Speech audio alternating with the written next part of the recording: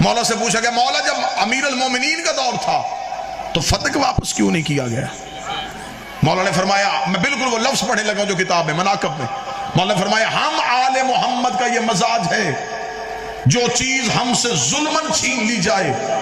ہم اس پہ دوبارہ اختیار اس لیے نہیں کرتے کہیں ظالم کی سزا میں کمی نہ ہو جائے۔ تے پھر ایک شیعہ بول کے پتہ کی آندا ہے، وہ کہنے لگا کہ اصل دے اندر نا انہوں نے اس واسطے اس باغ نو تقسیم نہیں کیتا کیونکہ وہ اہل بیت ہے، اہل بیت دا مزاج یہ وے کہ جیڑی ظلمن چیز غضب کر لی جائے اہل بیت کولوں وہ پھر واپس نہیں لیندے، وہ کہندے نے بندہ ظالم ہی رہے۔ میں کہا ٹھیک ہے تیری گل میں مان لینا، لیکن ایتھے ایک سوال پیدا ہوندا ہے، تیرے نزدیک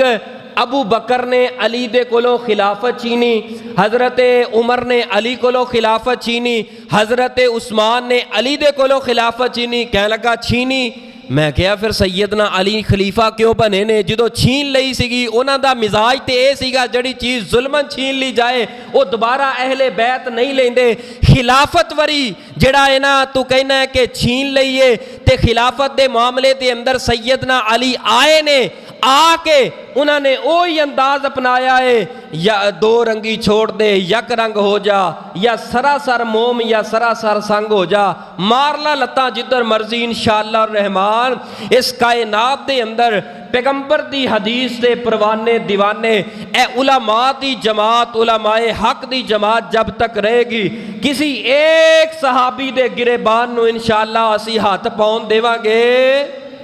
جب تک انشاءاللہ الرحمن امی عائشہ صدیقہ دے روحانی پتر اس کائنات اندر رہن گے، امی عائشہ صدیقہ دے دوپٹے نو اسی چھینن دیواں گے، امی عائشہ دی عزت دے اوپر حملہ ہون دیواں گے، سیدنا ابو بکر صدیق رضی اللہ تعالی عنہ دی عزت تے حملہ ہون دیواں گے، سیدنا عمر فاروق دی عزت اور شان تے حملہ ہون دیواں گے، اور سیدنا عثمان سیدنا علی المرتضی رضی اللہ تعالی عنہ دی شان دے اوپر حملہ ہون دیواں گے، اور بی بی فاطمہ الزہرا دی عزت دے اوپر حملہ ہون دیواں گے۔